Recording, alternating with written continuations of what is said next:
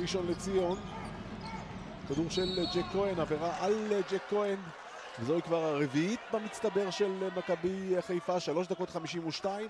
כל עבירה, החל מעכשיו, זריקות. אז הנה ג'ק כהן מראה לנו שהוא יודע גם...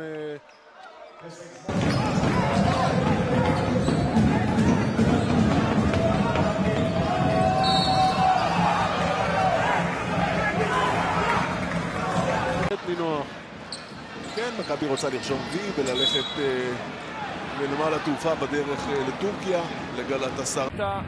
היה תולג'ואן, לא? כן, 7-1 כאן לנתניה ברבע השלישי, וגם עבירת תוקף עכשיו. הקבוצה המקומית ללא סל שדה כאן ברבע הזה.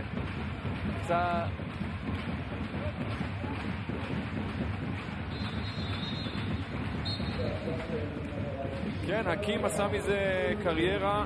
חסימה. הנה אוחיון, כדור הולך פנימה לטיוס. אז הנה טיוס עם אריאלי. כדור הלך טוב, הנה דיוויד בלאט מוחא כפיים ליוגב. טיוס מוציא שם עבירה. עבירה של אריאל, עבירה ראשונה שלו. מספר 6 מקבל, צריך לומר, בתחילת השנה לא מעט קרדיט מגרינברג, אולי בתקופה האחרונה קצת פחות, אבל דופרי מקבל את הכדור על סגב. חזק מסגב. מה אומרים השופטים?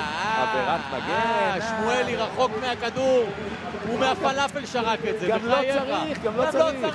יש משחק, יש פייט, עזוב, תנו לשחק. אחרי זה באים לאירופה, אנחנו עושים בג'ימוש.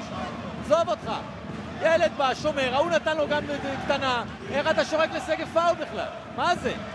יש 2 שופטים קרובים. בגלל שברד גרינברג מתנחל לך על האוזן אז אתה שורק? שוב, נעסיק ניסים, קח את הכדור לידיים שלך, תרכז את המשחק, שלא יתפזר לצדדים. טוב, אז שמענו את ליאב, ועכשיו אנחנו נשמע את...